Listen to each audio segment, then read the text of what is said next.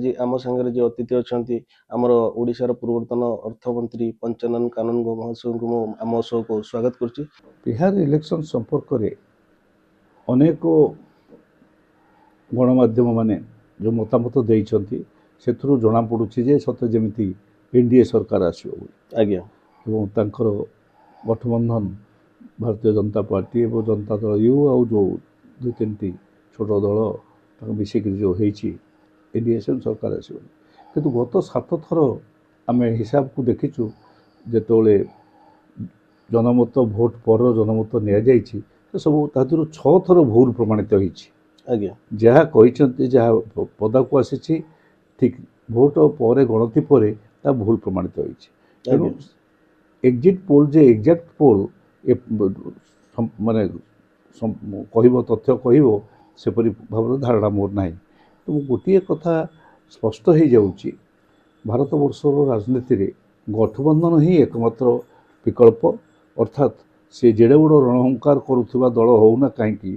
Bharatiya Janata party हो सी निश्चित भाव में छोट छोट दल मान सहित संपर्क रखिक राज्य मानक विभिन्न राज्य रे सरकार को आसो निजे एकुटिया आसबार कौन संभावना ही ना।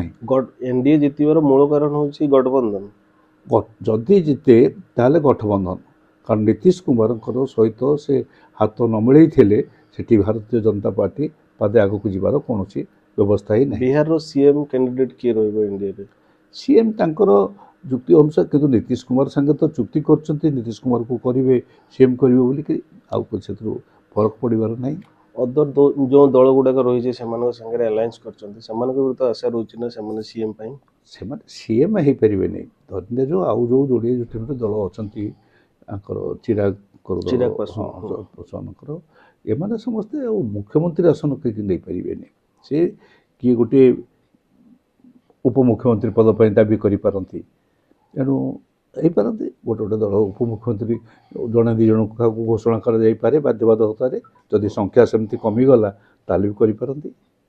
जदि बिहार एनडीए जीते तार फैक्टर कौन रही सर कह बिहार जीतिले बिहार जहाँ जो प्रतिश्रुति देती पालन करने समर्थ हो पारे नहीं कारण बिहार आर्थिक स्थिति आज दिन में जहाँ से आग को जे आगे पारे कि स्वच्छलता आनीपारे सेपरी संभावना आदौ ना। नुआपड़ा कौन आप प्रेडिक्शन सर नुआपड़ा 3 जन भितर भारी लड़ाई जोरदार चली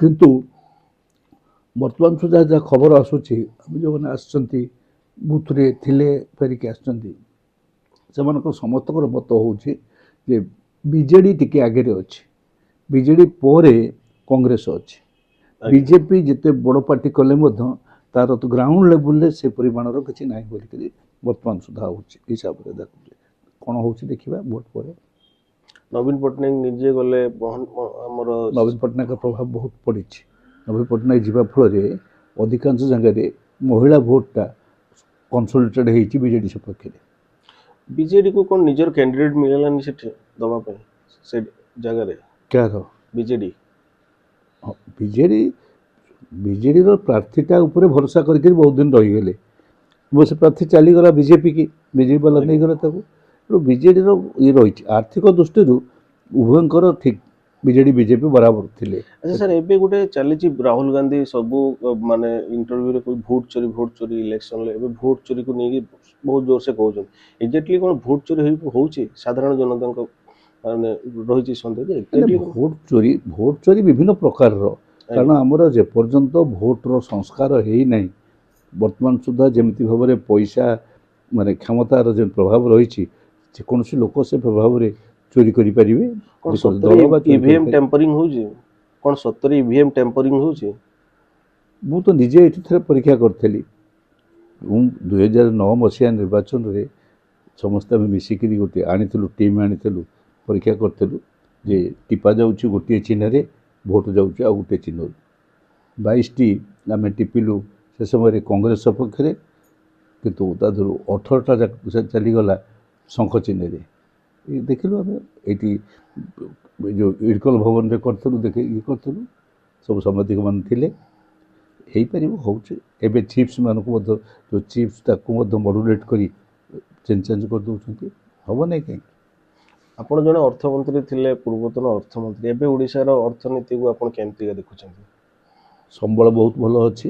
ମୁଁ ଥିଲାବେଳେ ସମ୍ବଳ ନଥିଲା, କିନ୍ତୁ ତଥାପି ସମ୍ବଳ ଯୋଗାଡ଼ କରିକି ଏକ ସରପ୍ଲସ୍ ରାଜ୍ୟରେ ପରିଣତ କରାଯାଇଥିଲା। ବର୍ତ୍ତମାନ ସମ୍ବଳ ଅଛି, କିନ୍ତୁ ସମ୍ବଳର ଦୁରୁପଯୋଗ ହେଉଛି, ଅସଦୁପଯୋଗ ହେଉଛି। ଚାରିଆଡ଼େ ଏଇ ଗଲା କିଛି ଦିନ ହେଲା, 1.5 ବର୍ଷ ହେଲା ଆମେ କ'ଣ ଦେଖୁଛେ? ଖାଲି ଉତ୍ସବ ପାଳନ ହେଉଛି। ଆଜି ଏ ଉତ୍ସବ, କାଲି ସେ ଉତ୍ସବ। ଆଜି ବନ୍ଦେ ମାତରମ୍ ଉତ୍ସବ ଚାରିଆଡ଼େ ପାଳନ ହେଉଛି, କେଉଁଦିନ ସେ ଯେଉଁ ସୁଭଦ୍ରା ଉତ୍ସବ। ବର୍ତ୍ତମାନ କେବଳ ଉତ୍ସବ ପାଳନରେ ଗାଁ ଗହଳିରେ କିଛି କାମ ହେବାର ମୁଁ ଦେଖିପାରୁନି, କି କେଉଁଠି କିଛି କାମ ହେଉନି। ମ୍ୟୁନିସିପାଲିଟି ହେଉ ବା ପଞ୍ଚାୟତ ହେଉ, କେଉଁଠି କାମ କିଛି ନାହିଁ, କେବଳ ହେଉଛି ଉତ୍ସବ ପାଳନ କରିବା। ସରକାରଙ୍କୁ ଆପଣଙ୍କର କ'ଣ ନିବେଦନ ରହିବ? କେଉଁଟା ସରକାରଙ୍କୁ, ଓଡ଼ିଶା ସରକାରଙ୍କୁ ଆପଣ ଲୋକମାନଙ୍କର ହିତ ପାଇଁ କ'ଣ ରହିବ?